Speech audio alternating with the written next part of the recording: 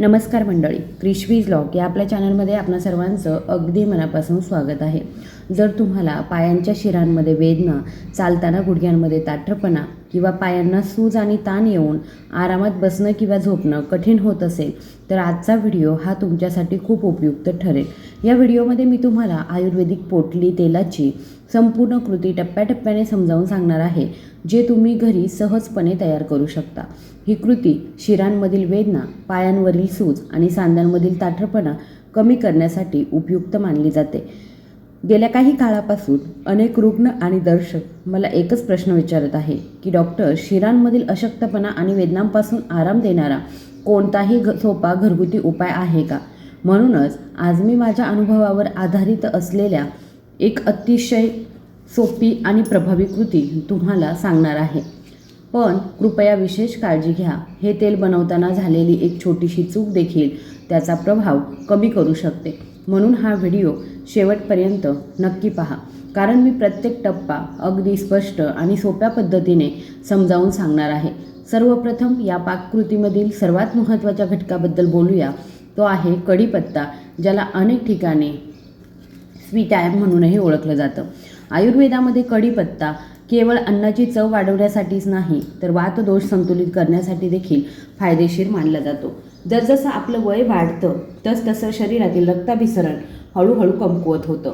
यामुळेच अनेक लोकांना पायांच्या शिरांमध्ये वेदना, मुंग्या येणं, जडपणा आणि सूज यांसारख्या समस्या जाणवतात. कढीपत्त्यातील नैसर्गिक घटक शिरांमधील रक्ताभिसरण सुधारण्यास मदत करतात आणि शरीरातील ताठरपणा कमी करण्यासाठी उपयुक्त मानले जातात. या पाककृतीसाठी तुम्हाला ताज्या कढीपत्त्याच्या सुमारे 2 काड्या लागतील. पाने पूर्णपणे ताजी, स्वच्छ आणि गडद हिरवी असल्याची खात्री करा. पाने ताजी असताना त्यांचे नैसर्गिक औषधी गुणधर्म तेलामध्ये अधिक चांगल्या प्रकारे उतरतात, ज्यामुळे ही पाककृती अधिक प्रभावी बनते. सर्वप्रथम ही पाने पूर्णपणे धुवून त्यावरील सर्व धूळ आणि घाण काढून टाका. पुढील टप्प्यामध्ये मी त्यांचा योग्य वापर कसा करायचा हे सांगेन. आता या पाककृतीमधील दुसऱ्या सर्वात महत्त्वाच्या घटकाबद्दल बोलूया. ते आहे पपईचं पान. होय, तेच पपईचं पान, ज्याकडे आपण नेहमीच दुर्लक्ष करतो. बहुतेक लोक पपई फक्त फळ म्हणून खातात, पण आयुर्वेदानुसार पपईच्या पानांमध्येही असे अनेक नैसर्गिक घटक असतात जे शरीरातील सूज, वेदना आणि ताठरपणा कमी करण्यास मदत करतात असं मानलं जातं. विशेषतः जेव्हा नस दाबल्यामुळे होणारी वेदना, गुडघ्याची सूज किंवा सांध्यांचा ताठरपणा येतो, तेव्हा पपईच्या पानांचा वापर खूप फायदेशीर मानला जातो. या पाककृतीसाठी तुम्हाला एक ताजं आणि स्वच्छ पपईचं पान लागेल. पान हिरवं, ताजं आणि निरोगी असल्याची खात्री करा. तसेच त्यावर कोणतेही किडे, कीटक किंवा धूळ नसावी. मी तुम्हाला आणखी एक मनोरंजक गोष्ट सांगते. या पानाचा देठ देखील खूप फायदेशीर मानला जातो, म्हणूनच तो फेकून देऊ नका. आतापर्यंत तुम्ही या पाककृतीमधील 2 मुख्य घटकांबद्दल शिकला आहात, पण खरी गोष्ट अजूनही बाकी आहे. ही पाने योग्यरित्या कशी वापरायची, ती तेलात कोणत्या क्रमाने टाकावी, किती वेळा शिजवावीत आणि त्यांची जुडी कशी वापरावी, यामुळेच ही पाककृती प्रभावी ठरत असते. म्हणून मी संपूर्ण पाककृती अगदी सोप्या पद्धतीने टप्प्याटप्प्याने समजावून सांगेन, जेणेकरून तुम्ही सुद्धा ती घरी योग्यरित्या बनवू शकाल आणि तिचे पूर्ण फायदे मिळवू शकाल. मंडळी, मला तुम्हाला मनापासून एक गोष्ट सांगायची आहे. काही लोक नेहमी म्हणतात की तुमचे व्हिडिओ थोडेसे लांब असतात. बघा, मला तुमचा मुद्दा समजतो. आजकाल प्रत्येकाचं आयुष्य खूप धावपळीचं आहे आणि वेळ खरंच खूप कमी असतो. पण जेव्हा आरोग्याचा प्रश्न येतो, तेव्हा कोणताही उपाय अर्धवट मनाने विचारात घेणं किंवा घाईघाईने अंमलात आणणं योग्य नाही. म्हणूनच जेव्हा कधी मी एखादी घरगुती उपाय किंवा आयुर्वेदिक पाककृती सांगते, तेव्हा मी ती पूर्णपणे, स्पष्टपणे आणि तपशीलवार समजावून सांगण्याचा प्रयत्न करते, जेणेकरून तुम्ही घरी बनवताना कोणतीही चूक करणार नाही. खरं सांगायचं तर ही पाककृती फक्त तुमच्यासाठी नाही, तर तुमच्या आई वडिलांना, आजी आजोबांना आणि तुमच्या घरातील वडीलधाऱ्यांना आराम देण्यासाठी आहे. माझा उद्देश फक्त व्हिडिओ बनवणं हा नाही, तर तुम्ही हा उपाय योग्यरित्या समजून घ्यावा, तो योग्यरित्या तयार करावा आणि तुमच्या प्रियजनांना त्याचा खरोखर फायदा व्हावा, हे सुनिश्चित करणं आहे. म्हणून मी तुम्हाला नम्रपणे विनंती करते की तुम्ही धीर धरा आणि ही माहिती शेवटपर्यंत नक्की बघा. आता पुढे जाऊया आणि हे तेल बनवण्याच्या पहिल्या पायऱ्या समजून घेऊया. सर्वप्रथम आपल्याला एक स्वच्छ भांडे घ्यायचं आहे आणि त्यात थोडं स्वच्छ पाणी ओतायचं आहे. एक गोष्ट विशेष लक्षात ठेवायची आहे ती म्हणजे ही पाने थेट तेलात टाकू नये, ती आधी पूर्णपणे स्वच्छ करणं अत्यंत महत्त्वाचं आहे. आता पपईची पाने लहान तुकड्यांमध्ये तोडून पाण्यात टाका. यामुळे पानांवरील कोणतीही घाण, धूळ आणि लहान अशुद्धी सहजपणे निघून जाईल. जेव्हा कधी तुम्ही ही रेसिपी घरी बनवाल तेव्हा स्वच्छतेकडे विशेष लक्ष द्या, कारण आपण हे तेल कोणत्याही सामान्य कारणासाठी नाही तर आपल्या वडीलधारे आणि प्रियजनांच्या आरोग्यासाठी बनवत आहोत. त्यामुळे शुद्धता आणि स्वच्छता अत्यंत महत्त्वाची आहे. पाणी व्यवस्थित स्वच्छ झाल्यावर आपण पुढच्या टप्प्याकडे जाऊ आणि पुढच्या टप्प्यामध्ये मी तुम्हाला सांगेन की ही पाने तेलात कशी शिजवायची जेणेकरून त्यांच्यातील ओलावा बाहेर पडेल. पेस्टमधील औषधी गुणधर्म तेलात पूर्णपणे शोषले गेले पाहिजेत आणि विश्वास ठेवा, हीच प्रक्रिया या वरवर साध्या दिसणाऱ्या तेलाला नसांच्या वेदना आणि सुजेसाठी इतकी प्रभावी बनवते. आता आपण ही कृती तयार करण्याच्या एका अत्यंत महत्त्वाच्या टप्प्यावर पोहोचलो आहोत.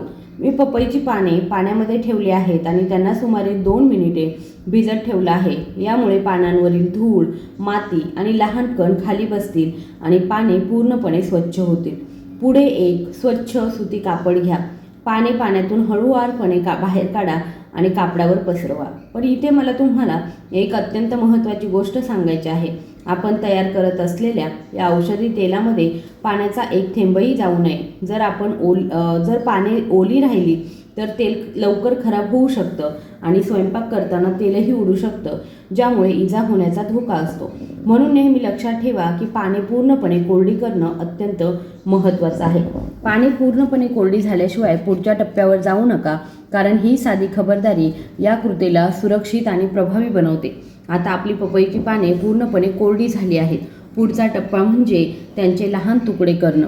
जेव्हा तुम्ही ही कृती बनवाल तेव्हा पाने याच पद्धतीने चिरा. यामागे एक खास कारण आहे. जेव्हा पाने तेलात शिजवली जातात तेव्हा त्यांचे नैसर्गिक औषधी गुणधर्म आणि अर्क लवकर आणि पूर्णपणे बाहेर पडतात. जर पाने मोठी राहिली तर त्यांचे पूर्ण गुणधर्म तेलात शोषले जाऊ शकत नाही.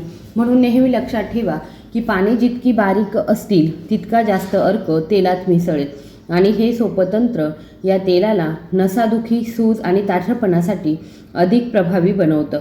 मंडळी, माझी तुम्हाला एक छोटीशी विनंती आहे. तुमच्यापर्यंत अशी उपयुक्त आणि जबाबदारीची माहिती पोहोचवण्यासाठी मला खूप वेळ आणि मेहनत लागते. मी तुम्हाला अचूक, सुरक्षित आणि विश्वसनीय माहिती देण्याचा नेहमी प्रयत्न करत असते. त्यामुळे जर तुम्हाला ही माहिती उपयुक्त वाटत असेल तर कृपया व्हिडिओला लाईक करून चॅनलला सबस्क्राईब करा. तुमचा छोटासा पाठिंबा मला माझ्या वडीलधाऱ्यांसाठी आणि मित्रमैत्रिणींसाठी असे सोपे, सुरक्षित आणि प्रभावी घरगुती उपाय आणत राहण्यास प्रेरणा देत असतो. म्हणून जर तुम्ही अजून केलं नसेल तर कृपया सबस्क्राईब करा. आता आपण या रेसिपीमधील दुसरा सर्वात महत्त्वाचा घटक तयार करूया. तो आहे कढीपत्ता, ज्याला अनेक ठिकाणी स्वीट नियम असंही म्हटलं जातं. आयुर्वेदामध्ये कढीपत्ता नसा आणि सांध्यांच्या समस्यांसाठी खूप उपयुक्त मानला जातो. सर्वप्रथम ही पाने स्वच्छ पाण्याने पूर्णपणे धुवा, जेणेकरून त्यावरील सर्व धूळ आणि अशुद्धी निघून जाईल. त्यानंतर ती कोरड्या कापडाने हलक्या हाताने पुसून घ्या, जेणेकरून त्यावरील सर्व धूळ आणि अशुद्धी निघून जाईल. त्यानंतर ती कोरड्या कपड्याने हलक्या हाताने पुसून घ्या आणि औषधी तेल बनवताना सर्व साहित्य कोरडं आणि स्वच्छ असावं, हे अत्यंत महत्त्वाचं आहे. आता ही पाने देठांपासून वेगळी करा. आपण या कृतीमध्ये देठांचा वापर करणार नाही, फक्त ही लहान पाने बारीक चिरून वापरावीत, कारण या पानांमध्ये या तेलाची खरी शक्ती आहे आणि त्यामध्ये असलेले नैसर्गिक घटकच तेलाला प्रभावी बनवतात. आतापर्यंत आपले 2 मुख्य घटक पपईची पाने आणि कढीपत्ता पूर्णपणे तयार झाले आहेत. पण पुढची पायरी या कृतीचा सर्वात महत्त्वाचा भाग आहे.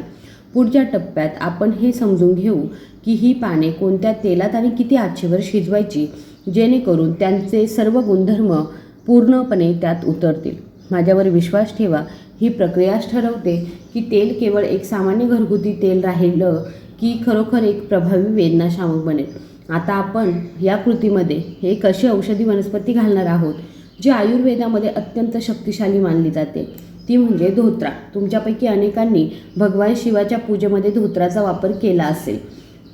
तथापि आयुर्वेदिक परंपरेमध्ये सांधेदुखी, सूज आणि नसांमधील अडथळा दूर करण्यासाठी देखील याचा वापर केला जातो. धोत्रामध्ये काही नैसर्गिक घटक असतात जे वेदना होत असलेल्या भागाला सौम्य उष्णता देऊन आराम देण्यास मदत करतात. तथापि येथे एक अत्यंत महत्त्वाची खबरदारी घेणं महत्त्वाचं आहे. धोत्रा ही एक तीव्र गुणधर्म असलेली औषधी वनस्पती आहे. त्यामुळे तिचा वापर नेहमी खूप कमी प्रमाणात आणि सावधगिरीने केला पाहिजे. आता धोत्राचं फळ काळजीपूर्वक कापा. ते लहान बियांनी भरलेलं असतं. त्याचे लहान तुकडे करणं महत्त्वाचं आहे, जेणेकरून तेलात शिजवल्यावर त्याचे औषधी गुणधर्म हळूहळू तेलात मिसळतील. धोत्राचं फळ हे थोडंसं कच्चं असल्यास ते कापायला सोपं जातं. येथे एक लहान धोत्रा चिरून मिश्रणामध्ये टाकला गेला पाहिजे. ही औषधी वनस्पती सांध्यांची सूज आणि वेदना कमी करण्यास मदत करते. आता आपण पुढच्या घटकाकडे वळूया, जो नसांसाठी खूप फायदेशीर मानला जातो. आपण एक असा घटक टाकणार आहोत जो जवळजवळ प्रत्येक स्वयंपाकघरामध्ये सहज मिळतो, आणि तो म्हणजे लसूण. लसूण उष्ण मानला जातो आणि आयुर्वेदिकदृष्ट्या तो शरीरातील रक्ताभिसरण सुधारतो असं म्हटलं जातं. जर शरीराच्या कोणत्याही भागातील रक्तप्रवाह थोडा कमी झाला असेल किंवा नसा ताणल्यासारख्या वाटत असतील तर लसणाच्या उष्णतेमुळे आराम मिळण्यास मदत होऊ शकते. या पाककृतीसाठी सुमारे 4 ते 5 लसणाच्या पाकळ्या पुरेशा आहेत. प्रथम त्यांची साल काढा आणि नंतर त्यांचे लहान तुकडे करा. जेव्हा लसूण तेलात शिजवला जातो तेव्हा त्यातील नैसर्गिक तेल आणि औषधी गुणधर्म हळूहळू बाहेर पडतात. त्यांना थोडंसं तोडून मिश्रणात घालणं उत्तम आहे, जेणेकरून तेलात शिजताना त्यांच्यातील नैसर्गिक तेल हळूहळू बाहेर पडेल. पुढे आपण अर्धा ते 1 चमचा हळद पावडर घालायची आहे. तुम्हा सर्वांना हळदीबद्दल चांगलंच माहीत आहे. पारंपरिक घरगुती उपचारांमध्ये सूज आणि जखम कमी करण्यासाठी तिचा वापर केला जात असतो. जर तुमच्याकडे कच्ची हळद असेल तर ती हलकीशी ठेचून घालणं अधिक चांगलं आहे. तुम्ही पाहू शकता की हे मिश्रण हळूहळू अधिकाधिक औषधी बनत चालतं. पण या पाककृतीचा सर्वात महत्त्वाचा पाया कायम आहे. आता येतो तो घटक ज्यावर या सर्व औषधी वनस्पती आणि मसाले आपला प्रभाव टाकतील, ते म्हणजे तेल. ह्या पाककृतीमधील पहिली पायरी म्हणजे तिळाचं तेल. आयुर्वेदामध्ये तिळाचं तेल शरीराच्या मालिशसाठी खूप उपयुक्त मानलं जातं, कारण त्याच्या रचनेमुळे ते त्वचेत चांगल्या प्रकारे मुरतं. आता सुमारे 100 ग्रॅम शुद्ध तिळाचं तेल घातलं जातं. यासोबतच आपण मोहरीचं तेलही घालतो. मोहरीच्या तेलाचा सौम्य उष्ण प्रभाव असतो असं मानलं जातं आणि अनेक वर्षांपासून आपल्या घरांमध्ये मालिश आणि शरीराच्या देखभालीसाठी त्याचा वापरही केला जातो. आता सुमारे 50 ग्रॅम मोहरीचं तेल घालायचं आहे. जेव्हा तिळाचं तेल आणि मोहरीचं तेल या सर्व औषधी वनस्पती आणि मसाल्यांसोबत एकत्र केलं जातं तेव्हा हे मिश्रण आणखी समृद्ध होतं. तुम्ही तुमच्या गरजेनुसार तेलाचं प्रमाण थोडं कमी जास्त करू शकता. यासाठी कोणतेही कठोर नियम नाहीत. आता तुम्ही काळजीपूर्वक पाहिल्यास तुमच्या लक्षात येईल की आपलं मिश्रण जवळजवळ तयार होत आलेलं आहे. तेलाचा रंग बदलायला सुरुवात झाली असेल. तथापि या सर्व औषधी वनस्पतींचे खरे गुणधर्म अद्याप तेलात पूर्णपणे शोषले गेले नाही. हे करण्यासाठी आपल्याला हे मिश्रण एका विशिष्ट पद्धतीने शिजवणं आवश्यक आहे. इथेच अनेक लोक अनेकदा चुका करतात. जर ही पायरी योग्यरित्या केली तर तेल खूप चांगलं होऊ शकतं. तथापि जर आपण येथे घाई केली तर औषधी वनस्पतींचे गुणधर्म अनेकदा तेलात व्यवस्थित शोषले जात नाही. म्हणून आता आपण समजून घेऊया की योग्य प्रकारे तयार केलेलं औषधी तेल मिळवण्यासाठी ते कोणत्या प्रकारच्या उष्णतेवर आणि किती वेळ शिजवलं पाहिजे. आता आपण या पाककृतीमधील सर्वात महत्त्वाच्या टप्प्यावर पोहोचलो आहोत. संपूर्ण मिश्रण योग्य प्रकारे शिजवणं यासाठी लोखंडी कढईचा वापर केला जातो. पारंपरिकरित्या लोखंडी भांड्यात स्वयंपाक करणं फायदेशीर मानलं जातं. असं मानलं जातं की काही घटक अन्न किंवा तेलामध्ये मिसळून त्याला अधिक प्रभावी बनवतात. त्यामुळे तुमच्याकडे लोखंडी तवा असल्यास तो वापरणं उत्तम. तथापि तुमच्याकडे तो नसल्यास तुम्ही स्टीलचा तवा वापरू शकता. फक्त तवा पूर्णपणे स्वच्छ आणि कोरडा असल्याची खात्री करा. आता तवा गॅस स्टोव्हवर ठेवा आणि पुढील प्रक्रिया सुरू करा. प्रथम औषधी वनस्पती आणि मसाल्यांचे तयार केलेले मिश्रण तव्यावरती टाका. तथापि एक अत्यंत महत्त्वाची गोष्ट लक्षात ठेवा, आच नेहमी मंद ठेवावी. जास्त आचेवर शिजवल्याने औषधी वनस्पतींचे नैसर्गिक गुणधर्म योग्यरित्या बाहेर पडत नाही. आता हे मिश्रण सुमारे 1 मिनिटे हलके भाजून घ्या.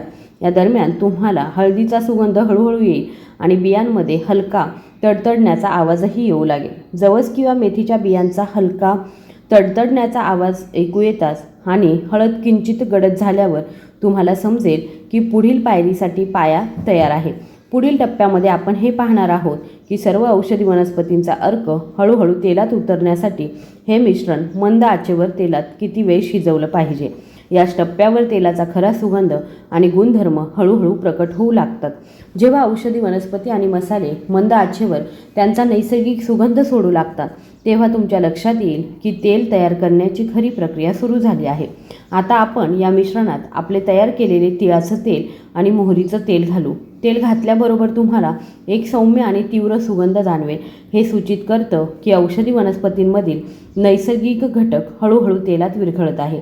येथे एक अत्यंत महत्त्वाची खबरदारी घेणं आवश्यक आहे. हे तेल शिजवताना पातेल्यावर कधीही झाकण ठेवू नका. जर पातेल्यावर झाकण ठेवलं तर त्यात वाफ जमा होईल आणि ही वाफ परत तेलात पडू शकते. जर तेलात पाणी गेलं तर ते लवकर खराब होऊ शकतं. म्हणून हे तेल नेहमी उघड्या पातेल्यात शिजवण्याचं लक्षात ठेवा. आता हे मिश्रण मंद आचेवर हळूहळू शिजू द्या. काही वेळानंतर तुमच्या लक्षात येईल की लसणाचे तुकडे आणि पाने किंचित तपकिरी किंवा गडद होऊ लागतील. हे एक लक्षण आहे की त्यांचे नैसर्गिक गुणधर्म हळूहळू तेलामध्ये मिसळत आहे. या संपूर्ण प्रक्रियेदरम्यान सर्वात महत्त्वाची गोष्ट म्हणजे घाई न करणं. उष्णता जितकी हळू असेल तितके चांगले परिणाम मिळतील. मंडळी, मी तुमच्यासोबत जे घरगुती उपाय शेअर करत असते त्यामागे तुम्हाला साधी आणि उपयुक्त माहिती देण्याचा हेतू असतो, जी तुम्हाला तुमच्या आरोग्याची अधिक चांगली काळजी घेण्यास मदत करेल. पण नेहमी लक्षात ठेवा, कोणताही घरगुती उपाय डॉक्टरांच्या सल्ल्याला पर्याय नाही. जर वेदना तीव्र असेल किंवा दीर्घकाळ टिकून राहिली तर डॉक्टरांचा सल्ला घेणं महत्त्वाचं आहे. जर तुम्हाला ही माहिती उपयुक्त वाटली असेल तर कृपया छोटीशी मदत करा आणि व्हिडिओला लाईक करा, चॅनलला सबस्क्राईब करा आणि तुमचं योगदान जे आहे ते नक्की द्या. आता मंद आचेवरती 10 ते 12 मिनिटे शिजवल्यानंतर तुमच्या लक्षात येईल की तेलाचा रंग पूर्णपणे बदलला आहे. काळजीपूर्वक निरीक्षण करा. लसणाच्या पाकळ्या आणि इतर औषधी वनस्पती आता हलक्या सोनेरी किंवा तपकिरी रंगाच्या झाल्या आहेत. हे दर्शवतं की या सर्व औषधी वनस्पतींचा नैसर्गिक अर्क तेलामध्ये पूर्णपणे शोषला गेला आहे. आता गॅस बंद करा. पण एक अत्यंत महत्त्वाची गोष्ट लक्षात ठेवा, तेल लगेच गाळू नका. आधी ते कढईतच हळूहळू थंड होऊ द्या. जेव्हा तेल हळूहळू थंड होतं तेव्हा औषधी वनस्पतींचे गुणधर्म तेलामध्ये अधिक चांगल्या प्रकारे शोषले जातात. म्हणून धीर धरा आणि ते पूर्णपणे थंड होऊ द्या. एकदा तेल पूर्णपणे थंड झालं की आपण ते गाळू शकतो. यासाठी एक स्वच्छ काचेचं भांडं घ्या आणि बारीक चाळण वापरून तेल हळूहळू गाळा. गाळल्यानंतर तुमच्या लक्षात येईल की तेल अगदी गडद आणि स्वच्छ दिसेल. केवळ त्याचा सुगंधच त्यात असलेल्या औषधी वनस्पतींचा अर्क प्रकट करतो.